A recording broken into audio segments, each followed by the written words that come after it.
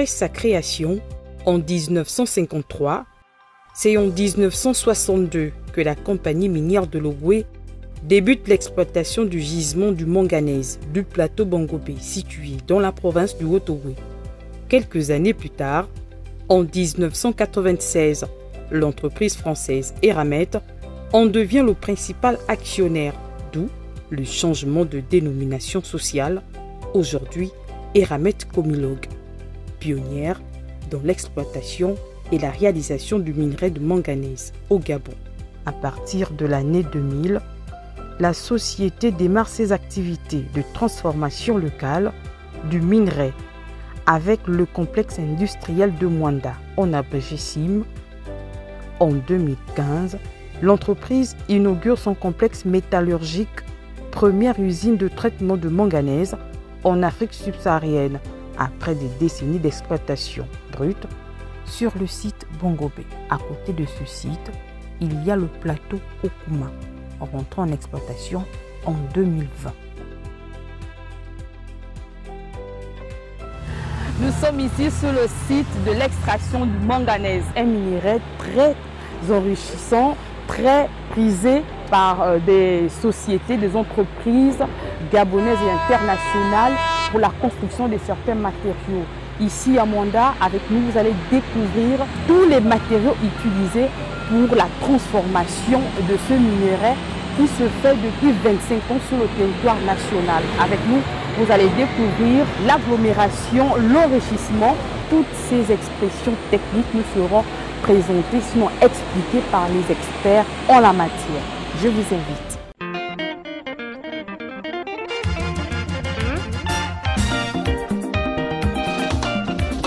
Mwanda, la ville des oiseaux, a dans son sous-sol une mine d'or, le manganèse. Ici au plateau Bongobé, le minerai est minutieusement extrait à l'aide des engins appropriés.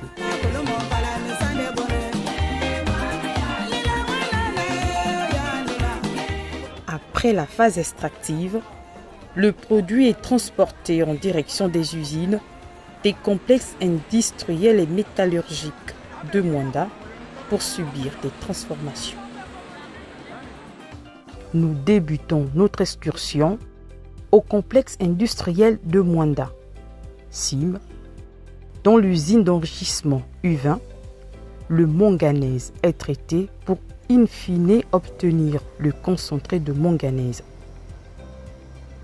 Yolène, ingénieur de production, nous présente le circuit de la première transformation. Nous sommes au sein de l'atelier milieu dense. C'est au sein de cet atelier que va se faire la séparation proprement dite.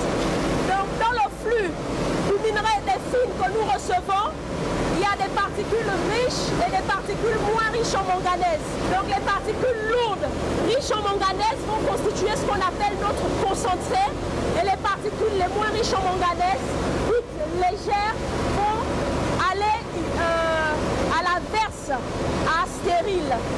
Voilà, donc ce concentré, comme je le disais, va servir d'une part de matière première pour notre client interne qui est l'usine d'agglomération et d'autre part va servir aux ventes. Cette phase terminée, le produit, désormais riche en matières premières, est transféré à l'usine d'agglomération U40 pour connaître une autre transformation. Rodrigue, ingénieur de procédé, explique le process.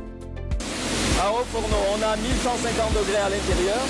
C'est un four qui permet justement d'auto-allumage du combustible dans le mélange. C'est cet auto-allumage qui permet justement d'agglomérer le minerai de manganèse qui passe à travers le four. Et derrière, tout au long de ce chemin, on a une aspiration, donc une dépression sous la chaîne d'agglo qui permet d'agglomérer. Donc les particules de manganèse vont se coller l'une à l'autre et former un bloc de 2 mètres cubes à peu près. Et c'est ce produit qui est refroidi et mis dans les wagons et acheminé chez le principal client. Voilà. Tout ce processus achevé, le minerai a à présent une valeur ajoutée.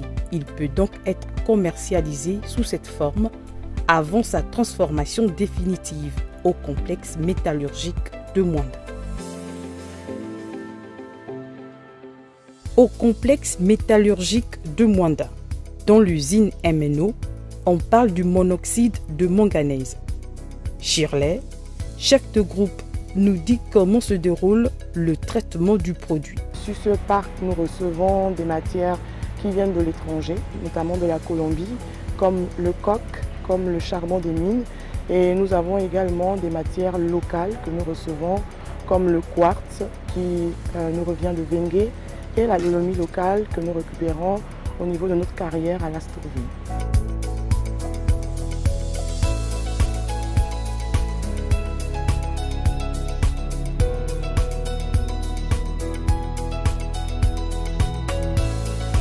Les grandes étapes de production de MNO sont littéralement le séchage. Donc nos produits viennent avec une certaine humidité, donc ils sont séchés afin de réduire le taux d'humidité de nos intrants. Et par la suite, on a le broyage. Le broyage permet de réduire la taille des particules de l'ordre de 2 à 10 mm pour le minerai et l'ordre de 2 mm pour le charbon de mine. On mélange le minerai avec le charbon à des proportions bien définies. Et après la phase de mélange, nous avons l'alimentation de nos fours rotatifs qui sont derrière moi. Et donc nous réduisons le métal oxydé, donc notre minerai, avec du charbon à l'ordre de température de 960 degrés. Au terme de ces nombreuses mixtures, il faudrait une autre étape pour obtenir le silicomanganèse. Comment cela s'obtient? Ici, vous avez du coq. Donc c'est le principal élément de la pyrométallurgie. Donc c'est l'apport en carbone. Donc il est constitué de 90% de carbone minimum. Donc indispensable pour la pyrométallurgie, comme je l'ai dit, parce que c'est lui qui va permettre d'extraire les atomes d'oxygène dans les métaux.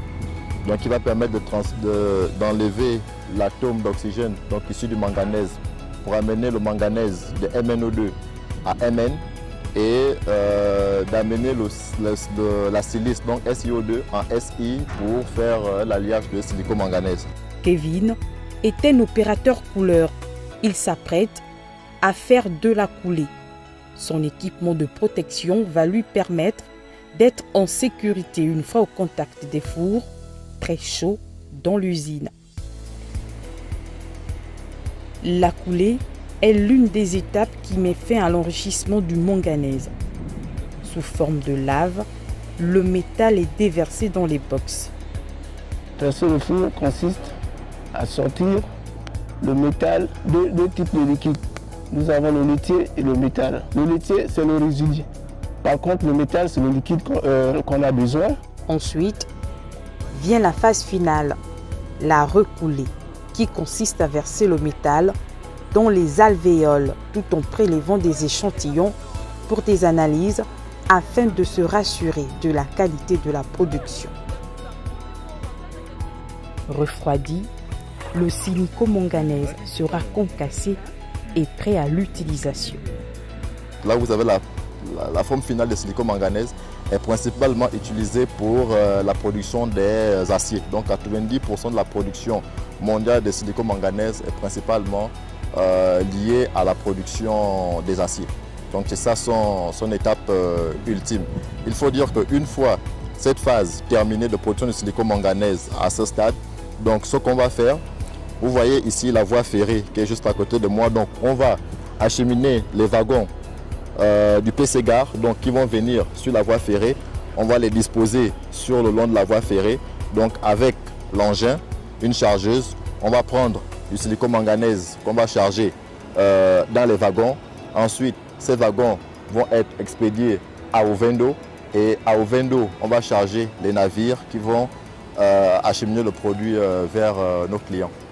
L'opérateur couleur figure parmi les nouveaux métiers du secteur de la métallurgie. Un métier que Eramet Comilog valorise. En 2013, la compagnie accorde une formation à ses agents en France pour une année d'apprentissage. Et depuis 2015, Kevin et ses collègues évoluent dans ce domaine. Ce métier, je l'ai appris en France. J'étais en formation. dans l'une des usines de Eramet, appelée précisément Comilog Dunkerque. On a formé les autres, certains sur place. Jusque-là, ça se passe bien. À ce jour, ils sont plus de 2000 salariés, plus de 98% de nationaux, conformément au Code du travail, régi en République gabonaise. Au nombre de ses employés, la junte féminine, elle occupe une place importante au sein d'Eramet Comilog. Yolène et Shirlène en sont d'ailleurs des exemples. L'entreprise embauche très souvent les étudiants sortis de l'école des mines de Mwanda, cas de Yolène et Stéphane. Nous sommes sur l'ensemble des deux sites, le complexe industriel de Mwanda qui vous accueille et le complexe métallurgique qu'on appelle communément le C2M.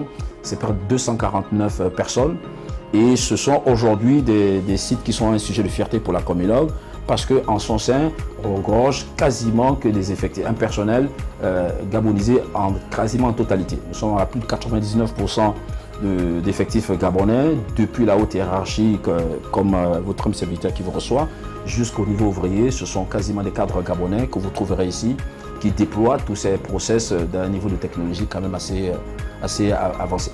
Aujourd'hui, si les 249 agents que compte l'ensemble de la direction de la transformation métallurgique avec les deux sites, voilà, c'est 35% de femmes que nous comptons dans ces effectifs, en partant de tous les niveaux de responsabilité, depuis les cadres supérieurs, donc au niveau ingénieur, jusqu'au niveau technicien. Nous n'en avons pas encore, nous en avons très peu au niveau ouvrier, mais beaucoup plus au niveau technicien qu'on trouvera le personnel de la junte féminine au sein de nos effectifs. Depuis quelques années, avec l'arrivée de l'école des mines et de la métallurgie, une synergie s'est mise en place pour nous permettre effectivement à la fois d'accompagner cette école dans la formation des jeunes compatriotes, mais aussi qui devient aussi une source privilégiée pour la Comilog d'augmenter le niveau de compétences en allant effectivement recruter en fonction de nos possibilités les meilleurs talents qui sortent de cette école. Malgré sa durée dans le temps, la compagnie minière de l'Ogoué dit avoir encore des défis à relever, particulièrement dans la valorisation du minerai de manganèse, les enjeux étant énormes. Aujourd'hui, pour le C2M, à pleine capacité, on a encore de la marge pour grimper la production liée à la ressource électrique qui est disponible dans le bassin. Et donc, on peut faire face justement à un accroissement de notre production pour l'alliage de silico-manganèse. On a également l'opportunité de transformer encore et de monter en puissance le MNO, puisque la marge de progrès est encore suffisante. On peut aller jusqu'à 50 000. Aujourd'hui, on est autour de 6 000 à 10 000 tonnes par an.